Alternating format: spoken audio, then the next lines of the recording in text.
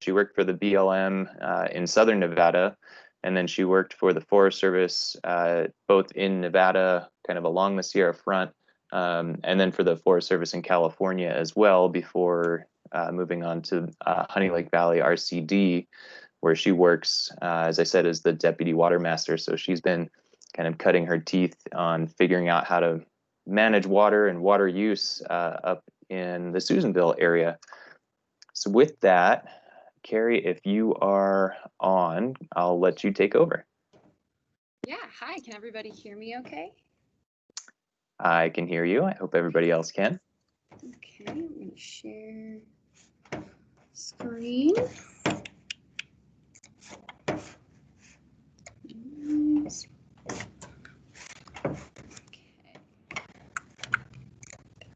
Okay. Screen 2. And okay, ready to rock and roll. Looks good on your end? Looks good. It's still in the editing kind of view, but I think once you go to the presentation view, it will. There you go. We're good to go. Good. Okay. Great. So yeah, John introduced me. Deputy Water Master, because as I'll explain what a Water Master service actually is, but my organization as a whole is considered the Water Master in a legal standpoint. So today I'm going to talk about beaver dams on irrigated lands in Northeastern California. So I think this is a really cool combo with Julie and a good crowd, because I really am here for discussion. So what is a Water Master service, especially because this is a Nevada and California group? I wanted to do some background on that.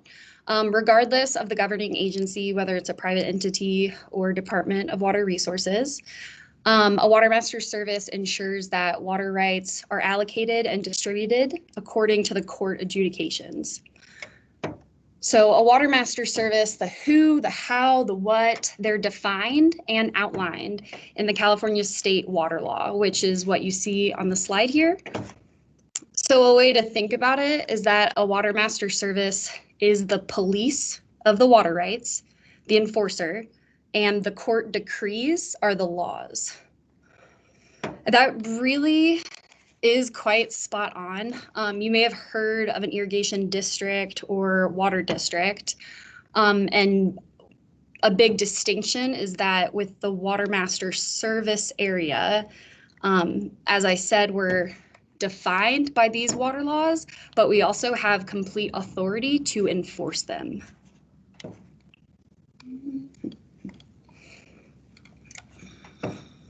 So for instance, in my organization's case, what is above us, the Honey Lake Valley RCD as Water Master, is the Lassen County Superior Court. And then after that is the California State Appellate Court. And then after that is the California State Supreme Court. So the state of California Department of Water Resources created the Water Master program. The idea of this regulatory agency for the water rights in 1924 due to deaths over water right disputes. And there's a debated historical fact that the first California water rights kill happened at one of our ranches, actually here in Lassen County.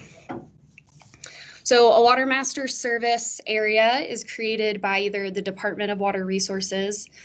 It can be created at the request of the water users or by order of the Superior Court of that local area. So how this area, the Susan River Water Master Service area, got the Water Master Service is that in 2007, water users petitioned to the Lassen County Superior Court to have a local agency, the RCD, take on the local water right decrees. So that's what you're seeing on the screen here. We have 3 decrees within our service area.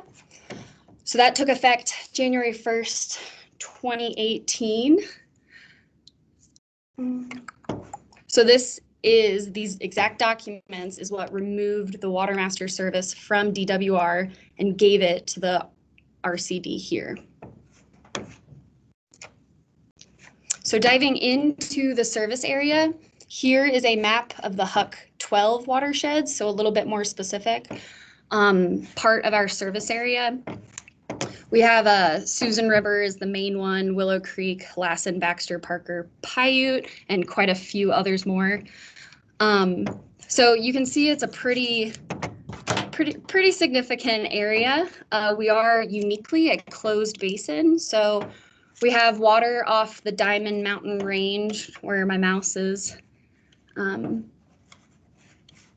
going over. So the water going to the east side off the Diamonds, and then the headwaters of the Susan River start just east of Lassen National Park at 7,900 feet at Silver Lake, and that comes down there. And then we have the Willow Creek watershed drainage, and 95% of all the irrigation, even though we have all this forested land, 95% of the irrigation with these water rights takes place in these green circles. Additionally, a closed basin, to clarify that, means that all of our water runs into Honey Lake, and then it doesn't go into a larger watershed, ocean, etc. So our agriculture techniques date back to the late 1800s when the area was settled, and I'll get into a little bit more of that. Our precipitation comes in the winter. Majority, debatable, 50, 60, 70%, changing every year, relies on our snowpack. Our growing season average is about 142 days. Again, that can vary greatly, even in the 2 seasons I've been here.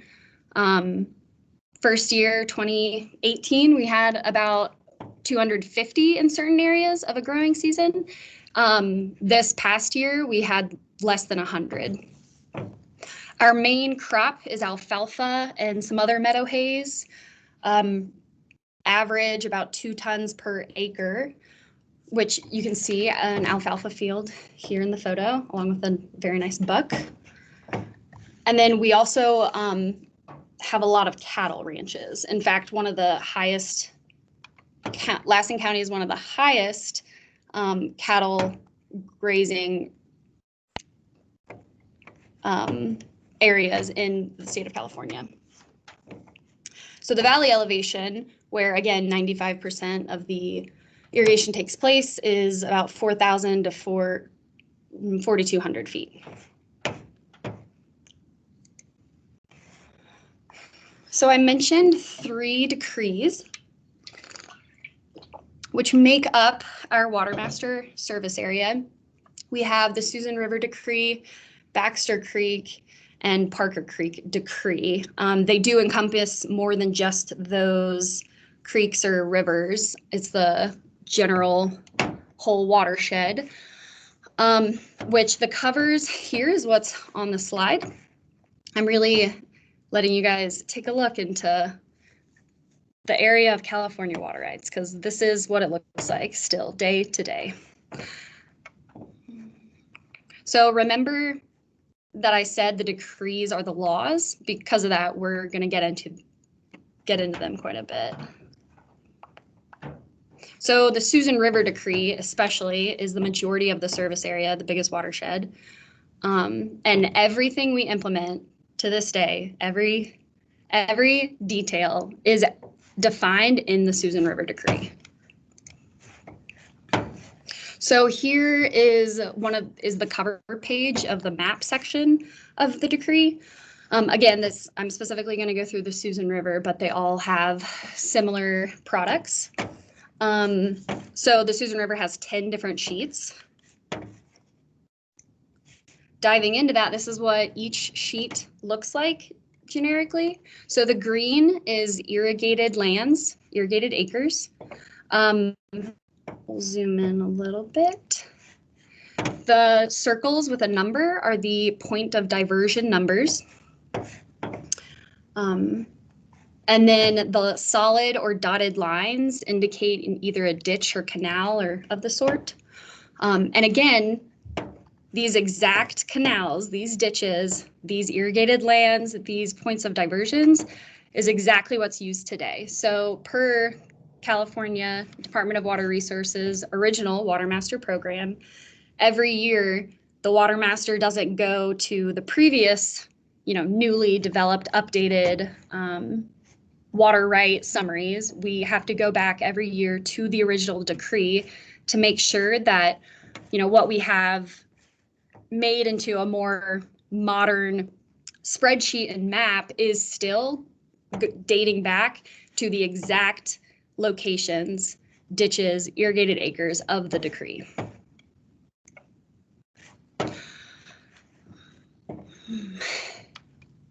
In addition to the pages of paragraphs, which contain very specific, funny 1930 legal jargon, which have very important superiorities or special classes for the water rights, are these schedules, which are more of a summary. So Schedule 1, you can see description of areas, irrigated acres. Again, specifically, the amount of acres in the quarter. In Schedule 2, points of diversions with, again, its legal location and its common name and the diversion number. Schedule 4 is the water users' acreages to be supplied, diversion number, and the creek, and then very significantly, the different classes of water rights. So first priority has superiority over second, third.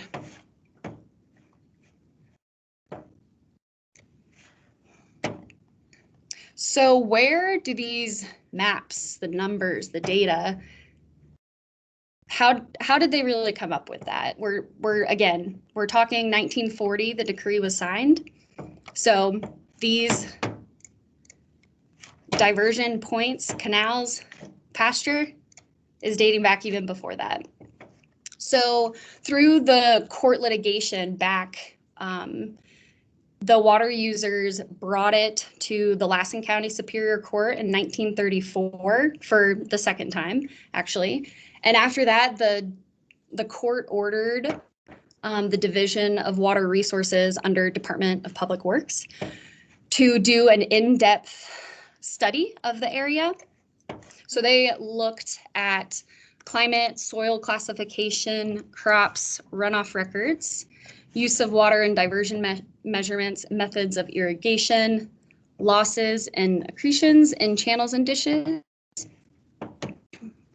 So that always kind of strikes me that back in the 1930s, this area was researched, and specifically everything that goes into the water availability was calculated in order to come up with specifically, this user can divert 2.45 cubic feet per second.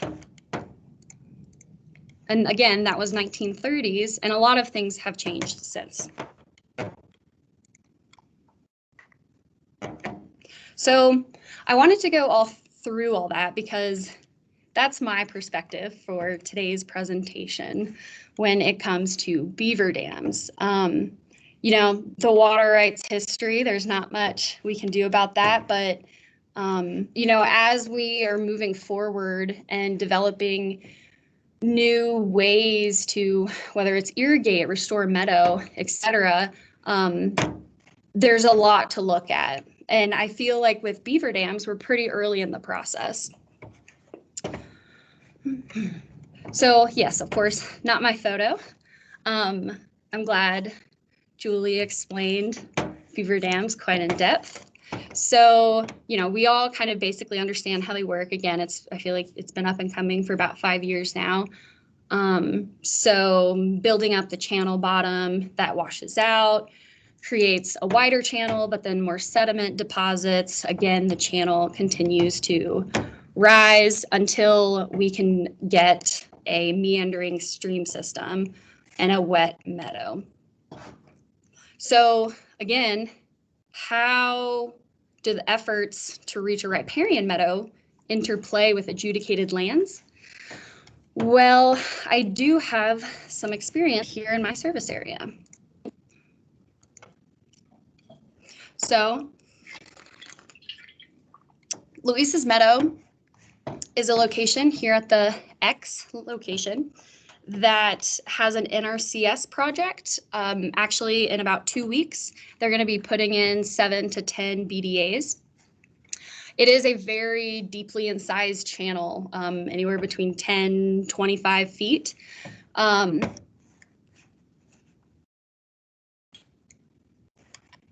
Here's a picture.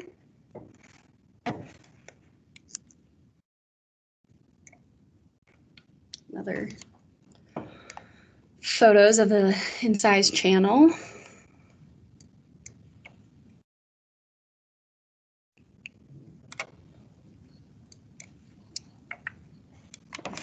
Extreme cut banks.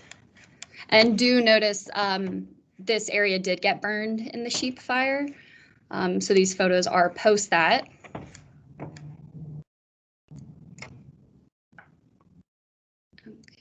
Okay. So I initially see these photos, and this location is a place where, yes, you immediately want to put, whether it's engineered structures or BDAs. I'm really stoked about that happening here, and I'm excited to see how it goes. But I also, on a water rights side, this is a good location because there is one water user with water rights, and then even the channel below this is just a small tributary, spring fed really runoff. And then the actual channels below that it feeds into, again, it is one water user who has water rights to that water. It's the same one with water rights on this spring. So for me, that's a great location. No worries. So now we move to Lower Baxter. So here in the lower left-hand corner is the east slope of the Diamond Mountains. The circle is just kind of highlighting this riparian channel. If you see my mouse, that is Lower Baxter Creek, starting right here at the highway. So this channel experiences a lot, or it's all runoff from the diamonds. And then it has a lot of springs. So especially in this upper portion. So red to red is where there is active beaver activity. Green to green is where Fish and Wildlife has a potential BDA project, where they plan to put 10 to 15 BDAs in this stretch. So Lower Baxter is in size. There's continual bank and bottom channel erosion. It's a very, very sandy channel. And we do have a yearly problem of high sediment loads washing down to the downstream users and depositing. So here is a picture of one of the dams, and you can see at the arrow, that is about 4 feet of sediment deposition behind these boards. That gets cleared out. Ideally, it would be yearly. Here are photos of the existing active beaver dams.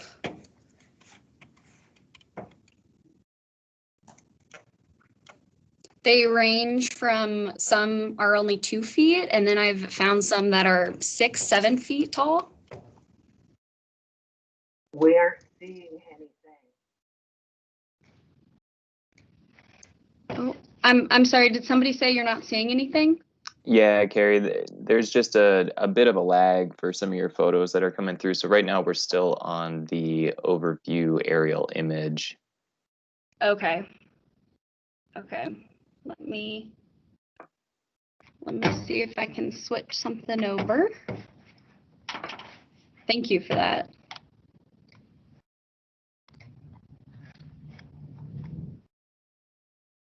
So there's a picture of a channel that just popped up with some beaver dams in it, I think. Okay. Hopefully, I just switched something over, so hopefully that'll help. I'll go a little slower with the slides. Have y'all gotten any Beaver Dam photos yet? It looks like that's what we're seeing now. It's hard to tell if there's water in the channel as well, or if it's dry. So they are dry. I'm glad you brought that up. I think that's kind of a cool, resilient way to and look into these beavers. So the beavers in this area are there year after year. People have tried to tear out the beaver dams, and even right now, these photos are from about a week ago. And there was a beaver in the area, even though, yes, it is dry here. They're quite resilient in this area. So, let's see, I'll go back to this one. We definitely see some benefits from the beaver dams in this section of the channel. As you can see here in this photo, hopefully we're on the same one. On the downstream side, this beaver dam looks about 4 feet tall. And then when you go to the upstream side here, you can see that it's filled with sediment. So it has been capturing the sediment, which again, I mentioned is a big problem for our lower downstream users. And then also helping to raise and upgrade the channel back up. Okay. So here is a photo of one of the lower channel where I mentioned sediment gets deposited. Now imagine trying to run water through that for irrigation. So I have users that have to manually clean this out every year.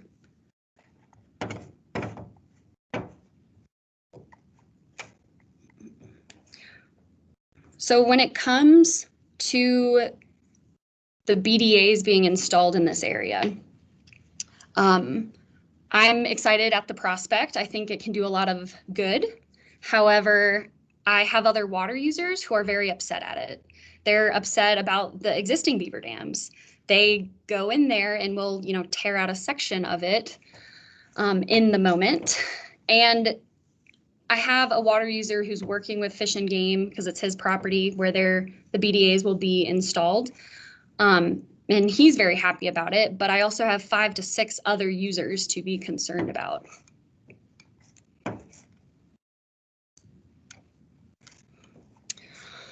So another example, we have a lower Elysian Creek. Again, this whole meadow is one water user, so one landowner with a small water right. And this is the bottom of Elysian Creek. And NRCS, as long as things go through, has a project in the works to install 3 to 4 BDAs and then also some rock engineering structures in order to reconnect the riparian meadow. Here's looking just down at surface level, what that meadow looks like. Again, about a week ago. And here's another photo. So it's this entire meadow.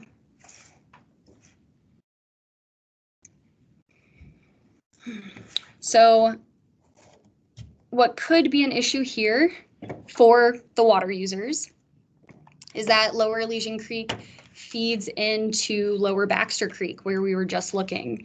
It is a significant part to the flow in lower Baxter Creek.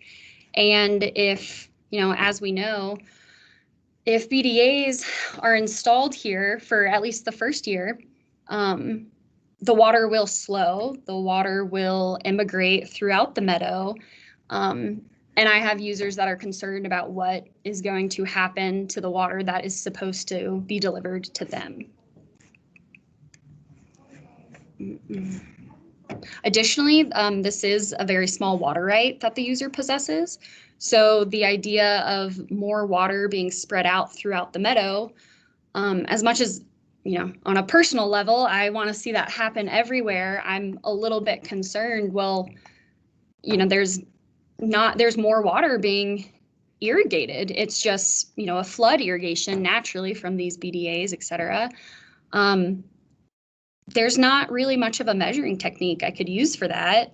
And then even if there are, the little ones I could try, that's going to be more than his allotment. We have another interesting area. So we actually have California Department of Fish and Game Willow Creek Wildlife Area within the Watermaster Service Area. So they have the largest collection of water rights in my service area. So here on the right is a map of the wildlife area. So these numbered green or blue blocks are different ponds that they fill according to the water availability per year, and then with their own methods of circulating which ponds to fill. It's used for hunting and wildlife viewing, that sort of thing. So with beaver dams, we have natural beavers up here in this area, kind of by 14 and 18. So this is an area, and this is actually along a canal. So this is an area where the beaver dams do get removed every year. The red circle is where the beavers naturally are installing dams. And then the yellow area is the area where, especially viewing the irrigated land, that's where I'm trying to get other water users water rights to. So they were watering about 600 to 700 head of cattle. Again, they have water rights, and the beaver dams were backing up the water to the point where it was dry down there. They weren't getting anything. So we had to remove them. Hey, Carrie, I hate to cut you off, but going to give you a little bit of a time check here. I've let you cut into the vast majority of your Q&A session. So okay. If you're almost done, I'll let you real quick go through. Otherwise, if there are questions, I want to make sure people can get them into the chat. Yeah, I'm just about done. Thanks, John. Okay, sure. So some photos of the beaver dams. They were quite resilient, coming back even after one day, after out with the excavator. That's the removed debris. So there are definitely benefits for beaver dams within irrigation. It's the same stuff why we want to water a meadow.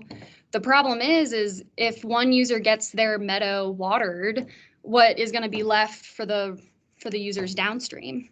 And the rise in the water table, the groundwater recharge, the storage of water, that all will be great in time for the other water users, but having to explain that is causing some problems. So what we do see immediately is less water coming downstream, and it slows the water velocity.